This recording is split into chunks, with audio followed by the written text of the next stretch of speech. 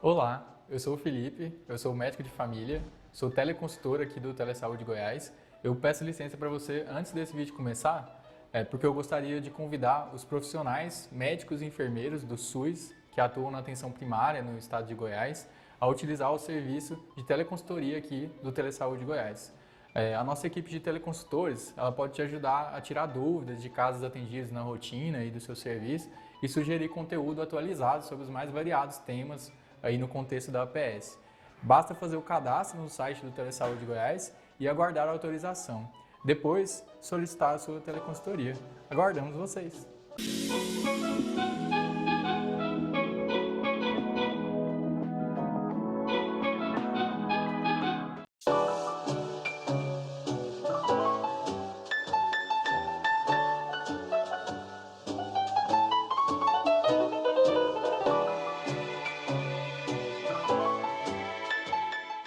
Olá para todos.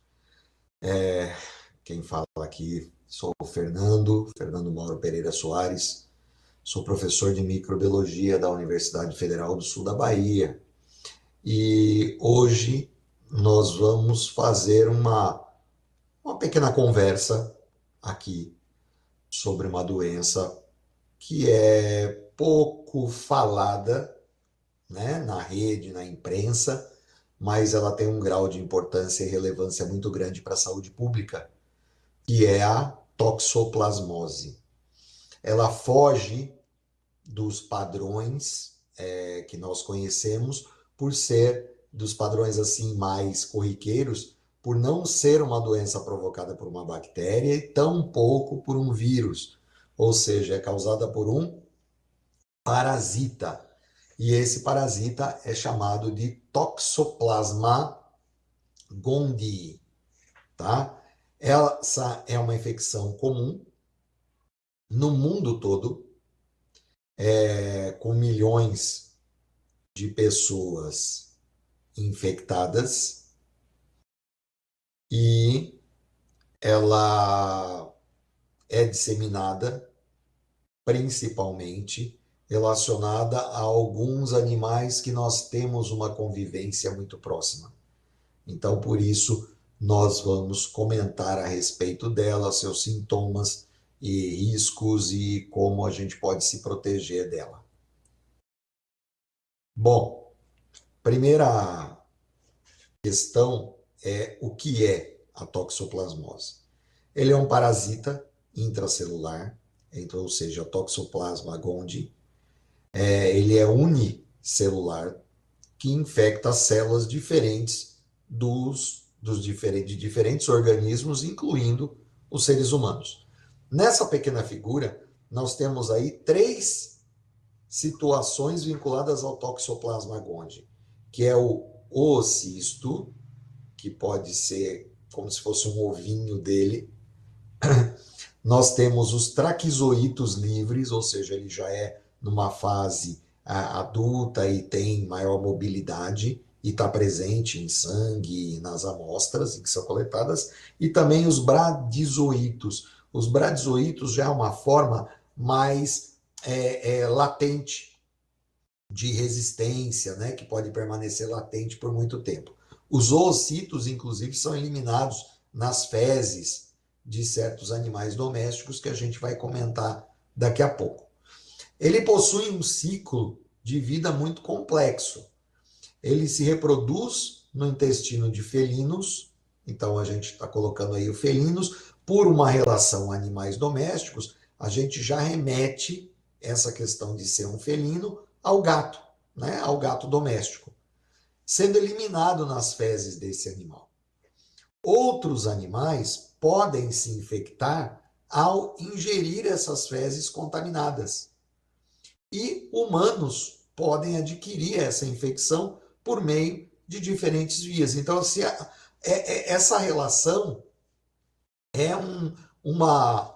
como, por exemplo, um felino adquire, né, a toxoplasmose. A toxoplasmose está presente em diferentes animais na natureza. Aves, roedores, né?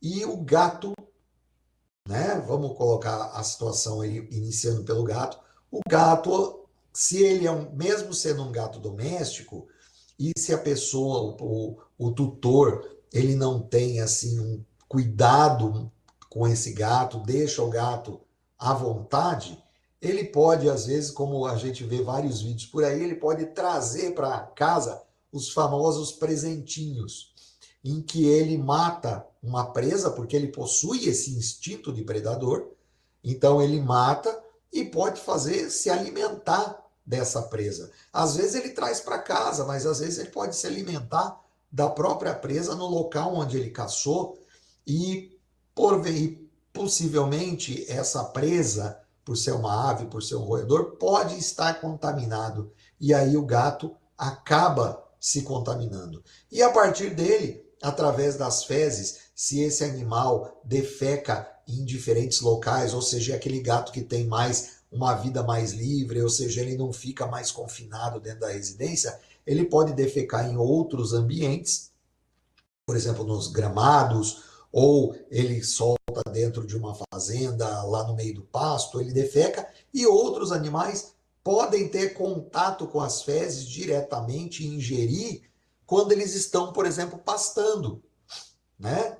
Ou essas fezes podem ser colocadas, podem ser depositadas, né, quando o animal sai, numa horta ou alguma coisa assim, pode vir a contaminar folhagens, e essas folhagens podem ser ingeridas caso não haja um processo de desinfecção correto, né, dessas verduras e tudo mais, né? E o próprio contato com a carne, né, crua ou carne mal cozida de animais bovinos, por exemplo, suínos, né, que foram contaminados ao ingerir essas fezes em algum determinado momento quando eles estavam em campo, né? Então é muito complexo esse ciclo, mas a gente tem que ter certos cuidados relacionados ao animal dentro de casa, principalmente, como a gente diz, os felinos. Lembrando que cachorro, por exemplo, pode adquirir, mas ele adquire através do contato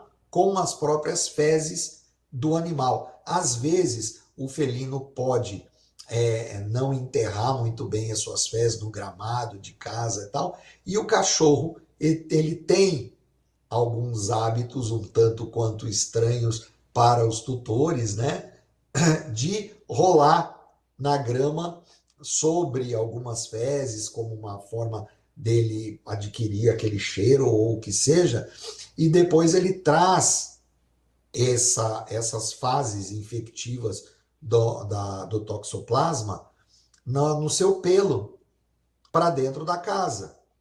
E aí o tutor passando a mão no animal, não faz uma higienização da mão e depois bota na boca. Então a gente tem aí muitas relações de formas de contaminação pelo contato com os animais domésticos. Então todo cuidado é pouco com relação aos tutores, com relação ao cuidado desses animais nas suas residências.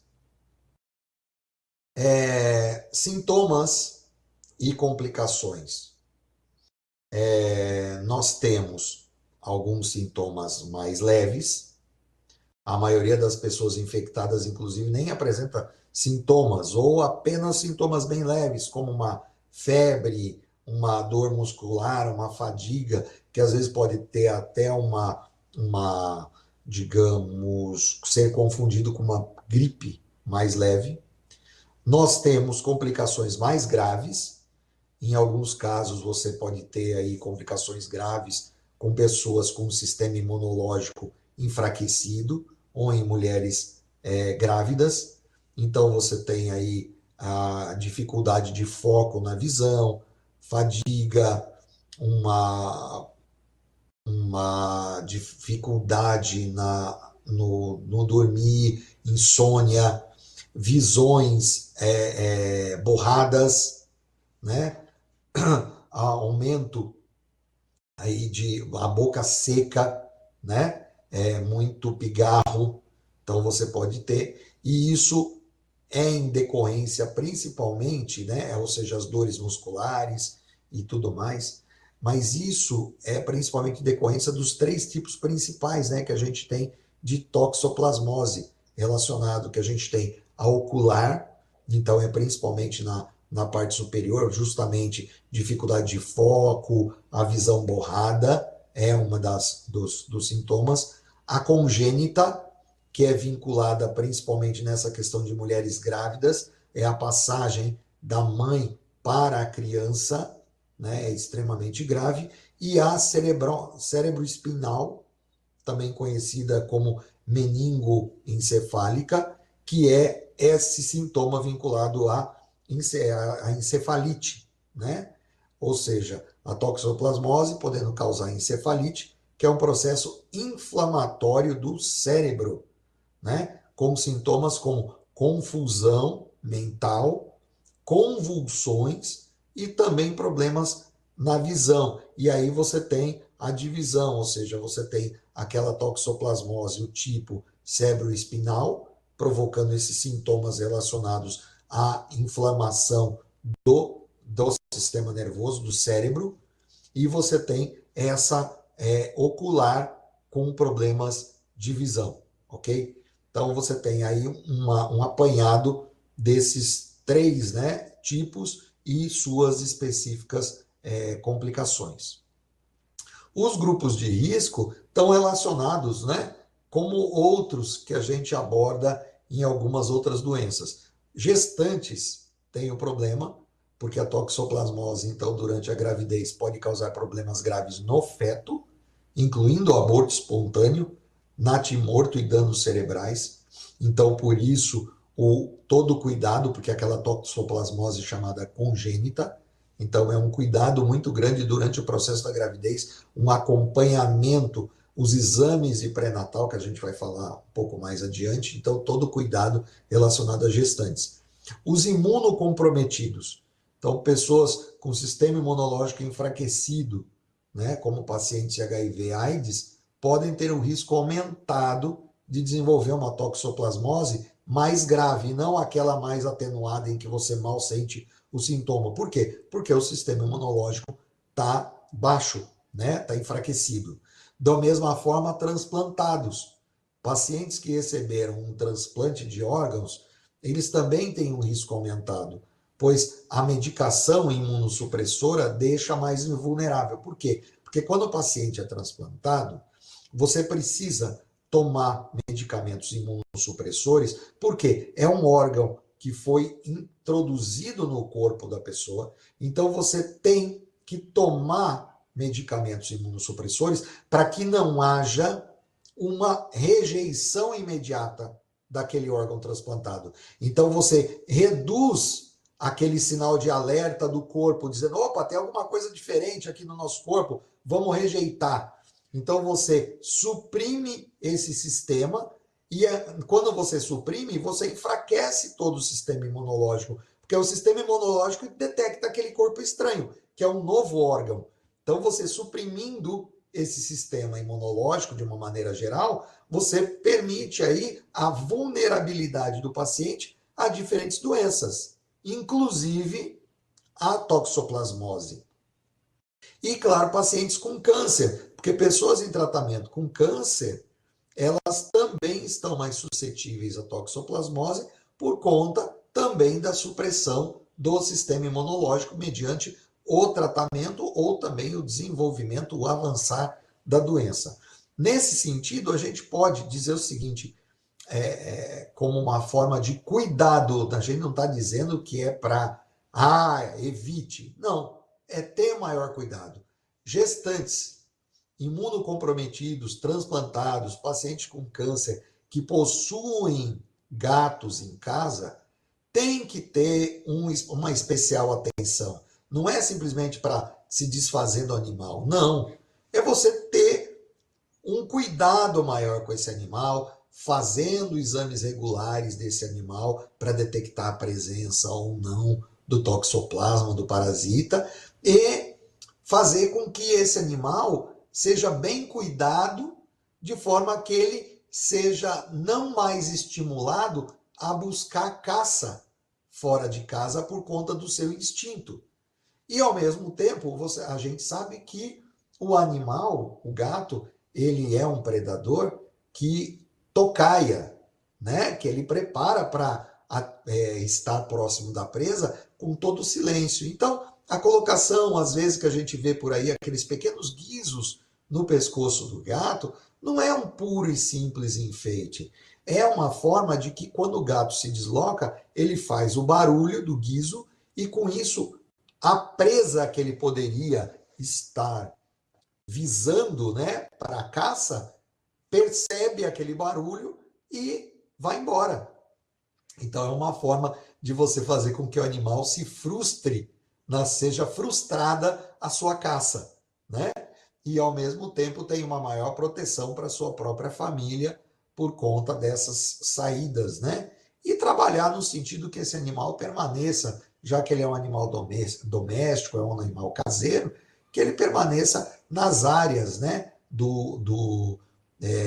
delimitadas pelo quintal ou pelo apartamento, o que seja, de onde ele convive com o ser humano. Então é sempre um cuidado maior, né, para pessoas que fazem parte desse grupo de risco e são tutores de gatos em casa, sempre há um cuidado maior. Então, falando um pouquinho mais de transmissão e prevenção, a gente falou um pouco sobre as fezes do gato. Então, a toxoplasmose é transmitida por meio do contato das fezes do gato de um gato infectado. A ingestão de carne crua ou mal cozida também pode ser uma fonte de infecção, proveniente normalmente dos próprios felinos, né, que defecam em locais mais abertos, que porventura algum outro animal possa ter esse contato com essas fezes, né? E na residência, a higiene vinculada ao tratamento das fezes desse gato, para que não haja um contato da pessoa direto com essas fezes, ou seja, que faça uso realmente daquelas caixas de areia, que tome muito cuidado ao retirar aquela areia, né, e aquelas bases para descartar, que não façam muita poeira, que façam uso de uma máscara de proteção, porque naquela poeira pode haver ali resquícios e pode haver algumas formas latentes do próprio parasita que podem acabar sendo inalados. Então, todo cuidado higiênico no descarte dessas fezes do animal, né? E, claro, a prevenção, né, de que o animal faça exames regulares, né? Isso é muito importante também. Carne crua ou mal cozida. Então, carne crua ou mal cozida, especialmente carne de porco, carneiro, de bovinos, né, podem conter cistos desse parasita por conta da pastagem, né? Então, cozinhar a carne adequadamente também mata o parasita. Frutas e vegetais. Toxoplasmose também pode ser transmitida por meio de frutas e vegetais contaminados com o cisto na sua parte externa. Então, lavar muito bem os alimentos antes de consumi-lo não só protege de toxoplasmose, mas também de outras doenças que estão veiculadas à falta de higienização de frutas e vegetais ao consumir, de outros parasitas, de bactérias e também de vírus e alguns fungos também. Então nós temos que ter todas essas ações. E com os cães, né? Todo o cuidado também para quem é tutor de cães e possui, às vezes, no quintal onde o cachorro fica, onde ele se diverte. Se você tem gatos na vizinhança que também fazem pequenos passeios pelo quintal, é sempre recomendável que se façam exames periódicos também no seu animal. E também todo o cuidado, né, na higienização do seu animal, em que você abraça, você dá carinho para esse animal, mas ao finalizar essa sessão de carinho, que também faça uma higienização das mãos, evitando depois o contato com a própria boca, pois pode haver um risco aí de que formas, né, de cistos podem estar presentes aí no pelo do animal doméstico. Diagnóstico e tratamento. diagnóstico através de exames de sangue. Então, o exame de diagnóstico de toxoplasmose é feito por amostras de sangue que detectam a presença de anticorpos contra o parasita, ou seja, o corpo produzindo anticorpos contra o parasita, e no exame de sangue você vai detectar a presença do anticorpo. O tratamento é com medicamentos, ou seja, tratamento à base são aqueles antiparasitários, né, como a pirimetamina, a sulfadiazina e outros que são recomendados para serem antiparasitas, né, que têm essa função e podem matar o parasita. E, claro, prevenção de complicações, ou seja, o tratamento precoce pode prevenir as complicações, especialmente com pessoas com sistema imunológico enfraquecido. É por isso que a gente fala, a questão da prevenção, principalmente pessoas que mantêm esses animais domésticos em sua casa e fazem parte daqueles grupos citados anteriormente, o cuidado tem que ser redobrado, né? Tanto com o exame com o animal, quanto o próprio exame ser feito periodicamente para que, caso haja a contaminação, esse diagnóstico sendo feito de uma maneira mais precoce, você tem um grande sucesso no tratamento e, por consequência, o não desenvolvimento e a não complicação com o avançar da doença no corpo humano. E aí vem a questão que nós falamos sobre a gravidez, né? Ou seja, a toxoplasmose congênita. A importância, no caso, do pré-natal. Então, exames de rotina é fundamental para que esses exames de rotina em grávidas você consiga detectar precocemente ou não a toxoplasmose. Medidas preventivas, ou seja, evitar o contato com as fezes de gato, lavar bem as mãos após manipular carne crua, consumir apenas carne bem cozida. Então, as grávidas que são tutoras de gatos, recomenda-se, se houver uma outra pessoa, que faça o descarte dessas fezes e não a própria grávida. E caso a grávida faça esse descarte de fezes, que se previna com uma luva, com uma máscara no momento do descarte da caixinha de areia, para que possa se evitar ali uma possível contaminação via aérea, via inalação ou contato direto. E o monitoramento do feto, no caso, se a grávida for diagnosticada com toxoplasmose, tudo bem, você vai entrar com os tratamentos, mas o feto tem que ser monitorado constantemente para se detectar possíveis complicações caso esse parasita já tenha avançado para dentro do feto no processo de desenvolvimento. Então, isso é a importância dentro do pré-natal, que se façam esses exames, que se façam esses acompanhamentos e que a grávida, que faz parte daquele grupo que eu mencionei anteriormente, tome devidos cuidados de prevenção para se evitar tanto o contato com os animais, quanto no consumo de frutas, de verduras e de carnes que potencialmente poderiam estar com o parasita. O impacto vinculado à saúde pública, a gente já pode descrever aqui. É uma doença global, afetando milhões de pessoas no mundo inteiro, então ele tem um impacto para a saúde pública. Apresenta riscos, porque a doença pode ter complicações, e essas complicações que a gente mencionou, incluindo encefalite, cegueira, problemas neurológicos, ou seja, é uma doença que, se não diagnosticada precocemente, ela pode avançar para estágios mais devastadores, né, digamos assim, para a saúde humana.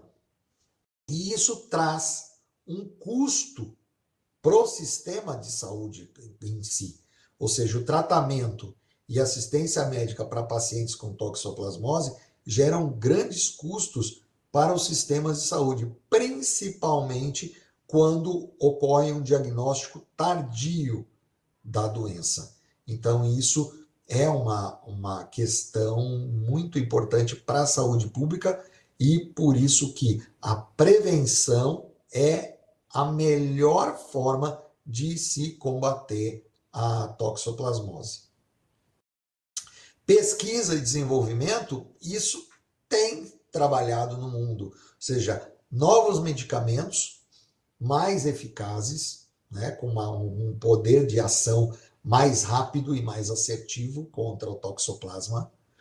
Vacinas é um sistema um pouco diferente do sistema de outras vacinas desenvolvidas, por se tratar de um parasita, né? Mas tem se trabalhado no desenvolvimento de vacinas específicas para prevenir a toxoplasmose, principalmente em pacientes que fazem parte daquele grupo de risco.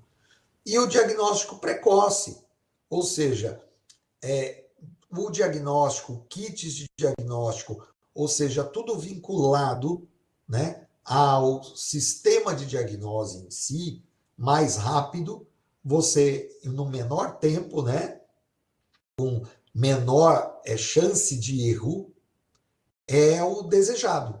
Então, novas pesquisas neste sentido estão sendo feitas, visando sempre a melhora e a maior acuidade no resultado final, e com isso você tem um teste mais rápido, mais assertivo, em menor tempo, facilitando assim o tratamento precoce, de forma que você evita uma maior complicação, e aí você vem além de provocar uma maior gravidade no paciente, você vai ter que sobrecarregar o próprio sistema de saúde por conta de ser um tratamento mais demorado, exigindo hospitalização, etc, etc.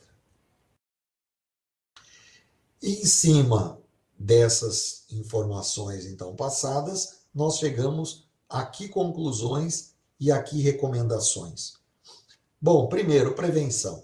A prevenção é fundamental para reduzir o risco de toxoplasmose, adotando hábitos de higiene adequados, sempre lavar as mãos, consumir carne sempre bem cozida e evitar o contato com fezes de gato, né? Se você tem recursos para que também você faça os exames ao veterinário do seu animal de estimação, é mais recomendável. Se esses custos são elevados, mas pelo menos você tome muito cuidado ao descartar aquela caixinha de fezes deste animal, porque lembrando, você descarta e outras pessoas que fazem o recolhimento desse lixo podem estar sujeitas. Então, descarte de uma maneira adequada, com uma contenção boa, porque outras pessoas podem acabar tendo contato com essas fezes em outros momentos, em outras etapas do descarte desse lixo. Outra questão também é o diagnóstico precoce, ou seja, é importante procurar um médico para diagnóstico e tratamento precoce da toxoplasmose, especialmente durante a gravidez e quando você faz parte daqueles grupos de risco, para que se faça o exame, principalmente se você possui animais domésticos em casa. E a conscientização, ou seja, a conscientização, a maior acesso à informação sobre a toxoplasmose, ela é crucial para você controlar a doença. Então, é fundamental você difundir as informações sobre a transmissão, sintomas, medidas de prevenção, de forma que as pessoas não vão, meu Deus do céu, não vou mais criar gato na minha vida. Não é isso. Longe disso, inclusive. Você tem que justamente dar uma melhor qualidade para o seu gato, você dar a ração, alimentá-lo em casa, fazer com que ele aprenda a eliminar suas fezes num único local, e aí você terá um bicho de estimação sempre saudável, sempre próximo de você, trazendo alegria para você, para a família, para as crianças e para todas as pessoas, desde que você tenha esses cuidados com os seus animais nas suas residências, tá bom?